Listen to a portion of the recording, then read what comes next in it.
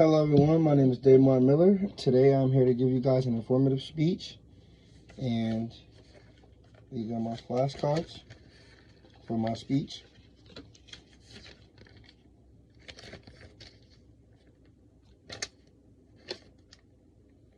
Although this angle is a little different from my last one. Last one I was sitting down, she told us we had to stand up for this one, so I know my angle is a little different, but bear with me guys, bear with me. Today I will be giving you guys an informative speech about the AIDS crisis back in the 1880s. This right here was a really picky and different situation for me, because in this certain situation, I didn't have no knowledge of this crisis at all. Like, I never knew there was a pandemic or an epidemic for this AIDS crisis, and this was like mind-blowing to me, because I was like, this is when it started, this is how it started, this is where it started, this is how it started. Like, I was a little surprised when I got to reading about it, learning about it, and getting into what it was and when it started and how it started. So here we go. Back in the 1980s, this was one of our first pandemics and epidemics here in the United States of America, and it was the HIV and AIDS crisis, and it was huge. It was huge. Like, the number of people that started out, it was about it, the number of people who started out with this disease only started around 20,000, and after a year or so, it got up around 200,000 and 300,000, and it grew fast. Like, people were getting this disease rapidly, and it was bad. And the first notice was after doctors discovered clusters of Kaposi's.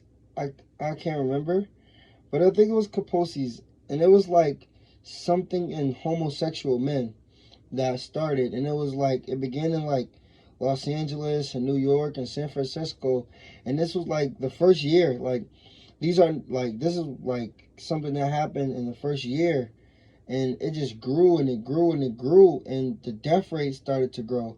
The death rate started around 30,000 and got up to around 100,000 and 200,000, and it was kind of scary, because this is something that no one really knew how it got here and how this came along, until they realized that this was something that was being transmitted through homosexual men, and it was like scary. And it's kind of different for me, because I'm not a hater of the gay community, but this was surprising to me that this is how it started and this is how it got to America. And it was kind of different reading it, because it was like something new and something that helped me realize what's really going on in the world. And it was just like, okay, I see how this is. I see why this is happening. So I started reading more and more, and this crisis began, and it actually kept going on. Like, some people think that this crisis like ended around the 1900s, which it kind of did. It slowed down in the 1900s. The numbers dropped in the 1900s, but it was like, well, the 1990s, if I should say, the 1990s is when the numbers started to drop. But then around 2004 and 2005, the numbers rose back high. Like, in 2004 and 2005, nearly 2 million people died from AIDS. And it was like, wow, like, this is a crisis and one of our first pandemics that was caused by HIV. And it just grew, and now it's back around 2004 and 2005, and it's killing people at a fast pace when we thought we slowed it down back then. And for me, I just wondered, like, what was found back then really working, or what was found back then strong enough, because the numbers were significantly higher around the newer times in 2004 and 2005 than it was back in the 1980s. And that's something that is really something to think about, because if the numbers around 2004 and 2005 were significantly higher than when the crisis first began, and we thought we slowed it down and got rid of it and started to see progress, then there's something that went wrong. And I just think, like, what could have went wrong? And my question to you guys are, what do you think went wrong, or what do you think could have happened, or what do you think did happen?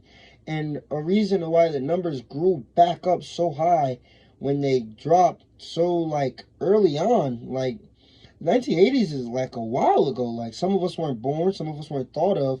And it's just like, this is something that came back around and, like, gave us another, like, wow, okay.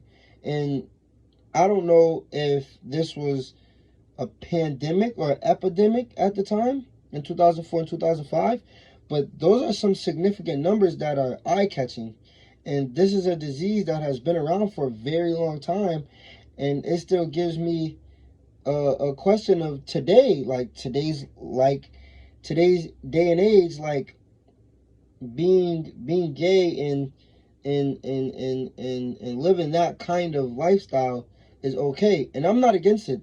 Like, if you like who you like and you decide what you want to do, but there's a how do I say this? There's a consequence behind it, in a sense, because this disease originated from homosexual men, and it's grew and it's growing. And today and age, the numbers are down significantly lower than they was in the 1980s and in the 2000s, which is great for us today and the people who decide to go that way today. So yeah, to sum it up, this crisis was huge, and it's something that changed the way that we look at life, and it changed the way that we live life. And I thank everyone for watching this video. I thank everyone for listening, and I want your guys' opinion on this crisis, how it began, and where we are with it now. So if you want to look something up and give me some feedback knowledge in the comments, I would love to hear what you guys have to say about it. And thank you all, and everyone have a nice night or a nice day. Thank you.